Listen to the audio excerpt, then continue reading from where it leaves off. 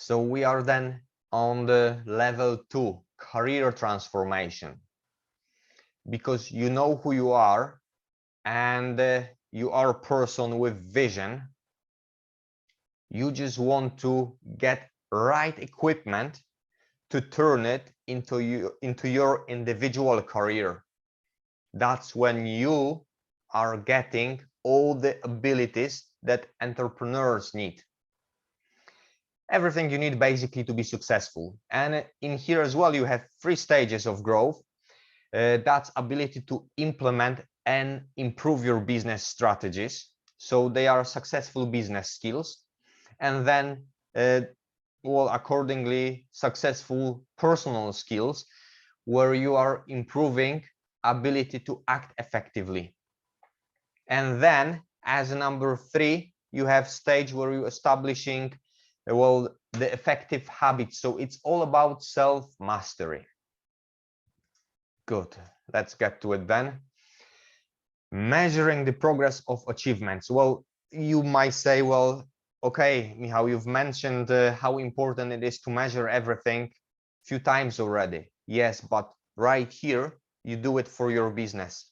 It's again advancement. It's well, something that it's more complicated because you are moving forward, you growing professionally, so you measuring abilities must grow as well, because there is many ways to measure. You need to know which to choose, well, to your specific business. So you need to customize that.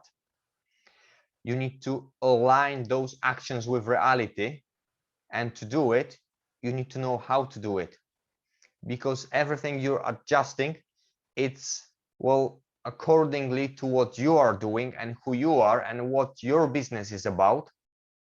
So there is no such thing like the universal way of doing it. It's schematic way of doing it that you need to adjust to your business and yourself personally, and that's what we're going to do in here. And we do it in coordination with everything that's around you. So it's ecological for you. That means it's easy for you to, well, incorporate with the environment and the people around you. So the real numbers in here are going to prove that you're moving forward, and it's going to show generally within all the aspects of your life. The next one, we have diagnosis. And it's important to diagnose before giving prescription. It's a simple thing. Imagine, well, you're going to a doctor and you say, well, that you're not feeling well, and doctor says, well, I'm giving you those tablets then because I was not feeling well and it helped me.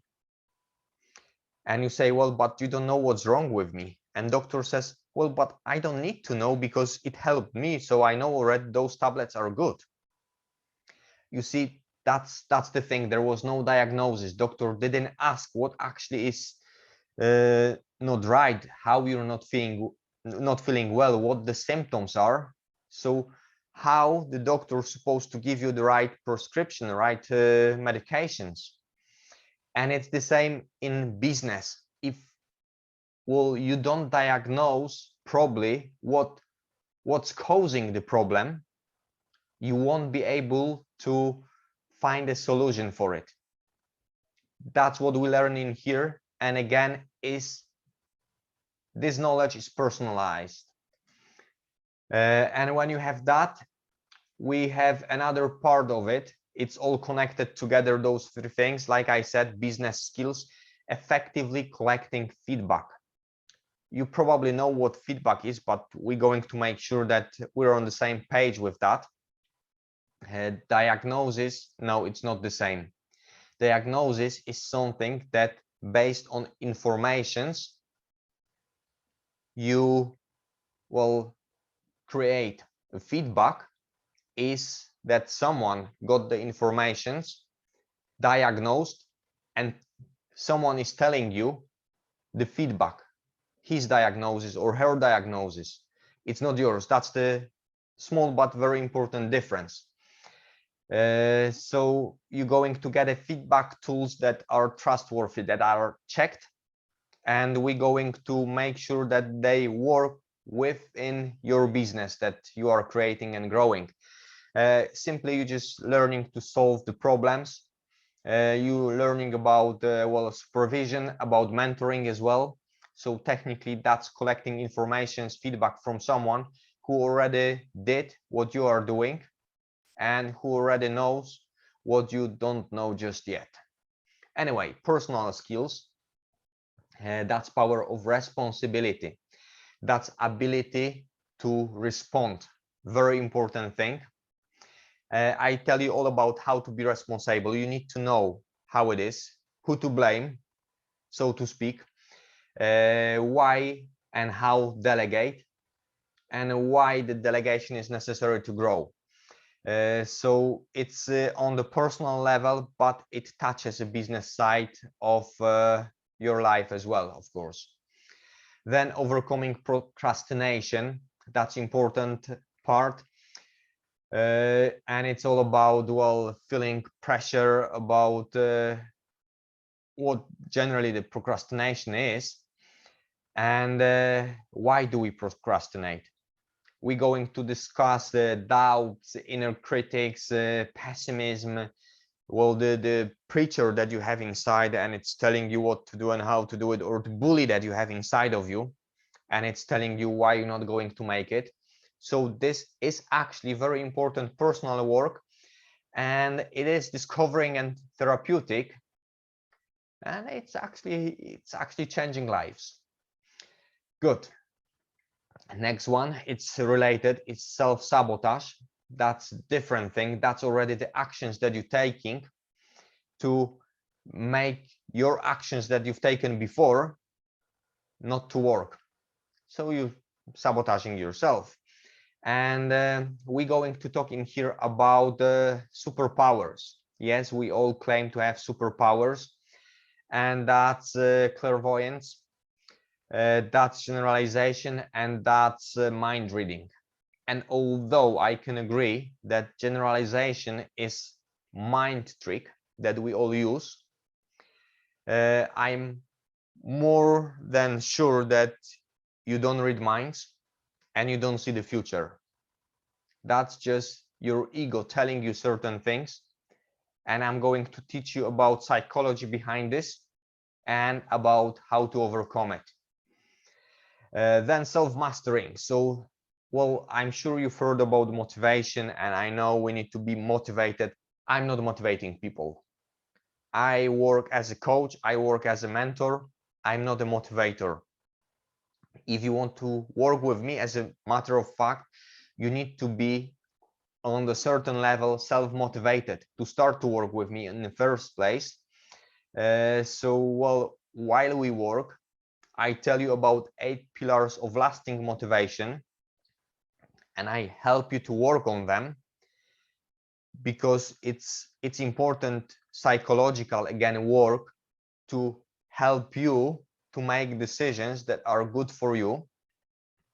We'll be talking about delayed gratifications and stuff like that, but that's, again, well, like I said, it's self-mastery. That's, again, part of the training that influences your whole mindset, as well as building habits effectively. That's a skill that we all need to have, and I'm going to talk more about beliefs, about how they shape us, how they going well, to change, how they've been created in the first place, and how to replace them. We don't eliminate, I can tell you that already, you don't eliminate your so-called bad habits, because if you will, it's going to be a void, and we don't accept the void. We need to, well, fill it with something else, and the easiest way to, well, fill this empty space is to get back to the old habit.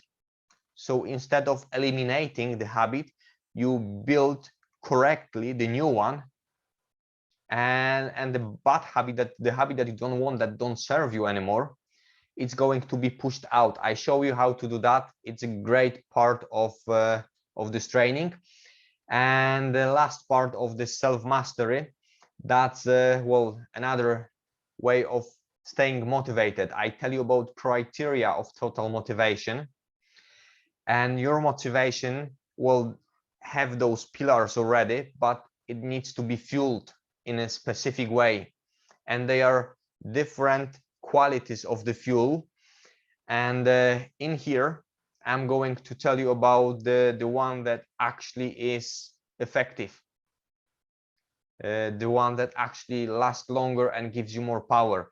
Well, you probably know Eisenhower's matrix, and if you don't, I'm going to show you how that works. If you do, just to remind you and well, adjust it to your personal life and your business, your career. And that's basically is going to seal all the part that we did on motivation. And at the end of this level, that's career transformation, you have everything from the level 1 because you already did it. And on top of that, you're transitioning from person perfectly prepared to do a job into a person who can be easily on low or middle management level, or can self-manage, eventually run a small group of people within your own business. More than that, it's becoming a mentor. Well, for example, if you're a football player, that's the example that I gave. You can be mentor for, well, footballers. Let's say you've been a player, you don't play that much anymore, you finish your sports career, and you are, well, coach and mentor for young players. You tell them about life of football, and you explain to them how this life worked based on your personal experience. That's where you're going to be after career transition level. You will be basically managing people, and that's perfect because you will be doing it on a good way. You already have those skills that you can pass on to them, and who knows, maybe you will be a coach in the future as well. Anyway, why I gave example from sports, because I don't want to suggest anything within the work environment, so I've chosen sports, something very specific, very different.